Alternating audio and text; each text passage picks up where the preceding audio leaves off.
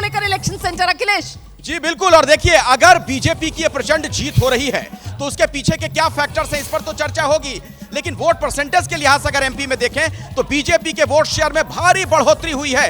49% MP में Bharatiya Janata party को लगभग 49% वोट मिलता हुआ नजर आ रहा है, जबकि कांग्रेस 40% पर सिमटती हुई दिख रही है।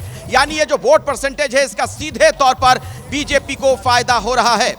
हमारे साथ यहाँ तमाम खास मेहमान मौजूद हैं, उनसे भी हमारी बातचीत हो रही है, लेकिन ये वोट परसेंटेज वाला जो खेल है ये भी मैं थोड़ा सा समझना चाहूंगा। लेकिन एक बात बताइए मुझे जरा, अभी थोड़ी देर पहले जो हमने खबर दी थी कि इंडिया गठबंधन की बैठक होगी, बैठक तो होगी लेकिन अब चर्चा होगी क्या? कोई अच्छी खबर तो है नहीं उन लोगों के लिए? कब होगी?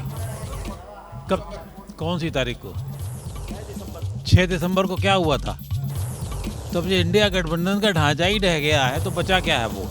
अगर यही पहले काम 1.5-2 महीने पहले कर लेते तो कुछ हालात थोड़ी देर ठीक रहते ना, कम से कम नाराजगी के जो तेवर थे वो तो खत्म हो जाते हैं। अब क्या करेंगे? अब किस मोर्चे पे लड़ेंगे? लड़ना तो है ही, राजनीति में लड़ा तो हमेशा जाता है, लेकिन अब आधार क्या होगा? कांग्रेस के लिए भी बड़ा झटका है ना सर, कांग्रेस को अब कौन धुरी बनाने एक्सिस मानेगा इसमें? ये तो यही तो मैं कह रहा हूँ, समाजवादी अलग लड़ रही हो गई, अखिलेश यादव ने पहले ही चालू पार्टी कह ही दिया, उन्हें पार्टी कह दिया, तो कई लोगों ने चालू पार्टी कह दिया था। अब कांग्रेस को बहुत मशक्कत करनी पड़ेगी, बहुत मेहनत करनी पड़ेगी, तब कहीं जाके थोड़ा बहुत ढांचा फिर से बन पाएगा। लेकिन जश्न मन रहा है जयपुर में भारतीय जनता पार्टी के दफ्तर में। हमारे सहयोगी अभिषेक उपाध्याय भी वहीं पर मौजूद हैं। सीधे मैं अभिषेक के पास आपको लिए चलता हूं। अभिषेक, बिल्कुल, देखिए मैं कार्यालय के अंदर हूं और ये सब लोग जो अंदर से निकल रहे हैं एक के बाद एक, ये रिजल्ट देख रहे हैं और बाहर आ रहे हैं।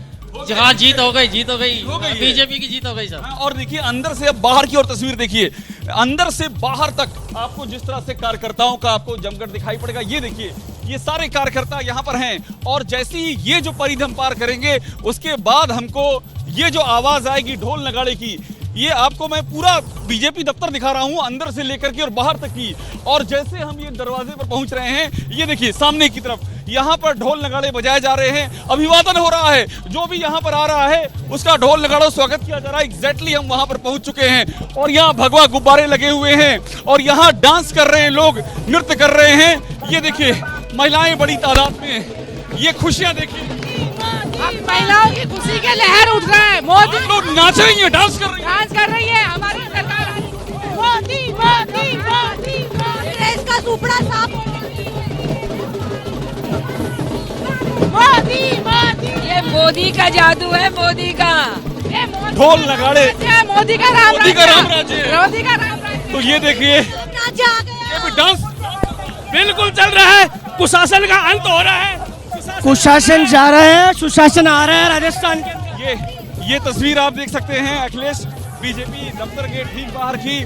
जश्न यहाँ जबरदस्त हो रहा है और ये जश्न की डिग्री और भी ज्यादा बढ़ने वाली है जैसे जैसे रुझान और भी ज्यादा स्पष्ट होते जाएंगे। जी बिल्कुल बिल्कुल, ये तस्वीर जो नजर आ रही है, ये जश्न की तैयारी सिर्फ जयपुर में नहीं है, रायपुर में नहीं है या फिर भोपाल में नहीं है, दिल्ली में भी है। प्रधानमंत्री मोदी खुद पहुंचने वाले हैं भारतीय जनता पार्टी के मुख्यालय आज शाम। इस तरह की खबरें आनी शुरू हो गई हैं, मतलब 2024 की तैयारी एक तरीके से शुरू हो गई। 2024 की तैयारी भारतीय जनता पार्टी के लिए इन नतीजों से ज़्यादा फर्क नहीं पड़ने वाला है क्योंकि वो उसी मोड पे चल रही है, लेकिन कांग्रेस और इंडिया गठबंधन के लिए एक बड़ा झटका होगा और खासतौर से कांग्रेस के लिए जो समझ रही थी कि इन विधानसभा चुनावों से वो एक बड़ी ताकत लेकर इंडिया गठबंधन में बड़ी पार्टी या बड़े नेतृत्व की तरफ जाएगी, तो उसको दोबारा से सोचना पड़ेगा कि उनकी स्ट्रेटेजी किस तरह से काम चलेगी। भारतीय जनता पार्टी उस मोड पर पहले भी थी, अब भी। मुझे सवाल इससे है राजेश जी मेरा कि क्या इसका मतलब हम ये निकालें कि नेता तो थे अलग अलग राज्यों में कांग्रेस के पास, लेकिन संगठन नहीं था या फिर भीतरघात वाली स्थिति थी? नहीं, इसमें आप देखिए ना, रणनीतिक चूक हुई। 40-40% वोटों पर दोनों पार्टियां पिछले चुनाव में ठहरी हुई थी और 4% वोट समाजवादी पार्टी का रहता है। इसके बाद भी आप अगर तालमेल ना करें तो फिर तो नुकसान है। कम से कम 28 सीटों पर वो एक बार नुकसान कर चुकी है कांग्रेस का। एक बार मैं सीधे दर्शकों को जरा शिरीन के पास लिए चलता हूं। मेरी सहयोगी आपको बताएंगी कि ये जो आंकड़े आए हैं उससे तस्वीर कैसे बदलती हुई नजर आ रही है, रंग कैसे बदल रहा है मानचित्र पर। देखिए जरा शिरीन। बिल्कुल अखिलेश, देखिए रंग तो मैंने दिखा दिया, लेकिन अब आंकड़ों के जरिए जरा समझाते हैं कितना नफा कितना नुकसान। मध्य प्रदेश 230 सीटें और जिस तरीके से रुझान आ रहा है, बीजेपी 114, ये 2018 की तस्वीर है, लेकिन 2023 में अभी तक 141 पर लीड करती दिखाई दे रही है। 27 यहां पर सीधे सीधे। और देखिए 109 पर 2018 कांग्रेस थी, लेकिन अब 2023 में सिर्फ ये आंकड़ा 86 पर सिमटता हुआ दिखाई दे रहा है। लेकिन अभी ये सिर्फ और सिर्फ जो है वो रुझान है, नतीजे आना बाकी है। यानी -23 में यहां पर सीधे तौर पर नुकसान यहां पर कांग्रेस को होता दिखाई दे रहा है। अन्य की बात करें तो 2018 में ये आंकड़ा 7 का था, 2023 में ये 3 है, यहां पर भी -4 का ये नुकसान सीधे सीधे। तो यहां इसके हिसाब से जो अभी रुझान आ रहे हैं, जो नंबर, जो आंकड़े देखने को मिल रहे हैं, उसके हिसाब से फायदा होता हुआ सीधे सीधे यहां पर बीजेपी को दिखाई दे रहा है और उसके साथ ही कांग्रेस को यहां पर नुकसान हो रहा है। लेकिन ये नुकसान बढ़ेगा, कम होगा, फायदा बढ़ेगा या कम होगा, ये नतीजों की तस्वीर जब साफ होगी अखिलेश, तो फिर पूरी तस्वीर क्लियर हो जाएगी।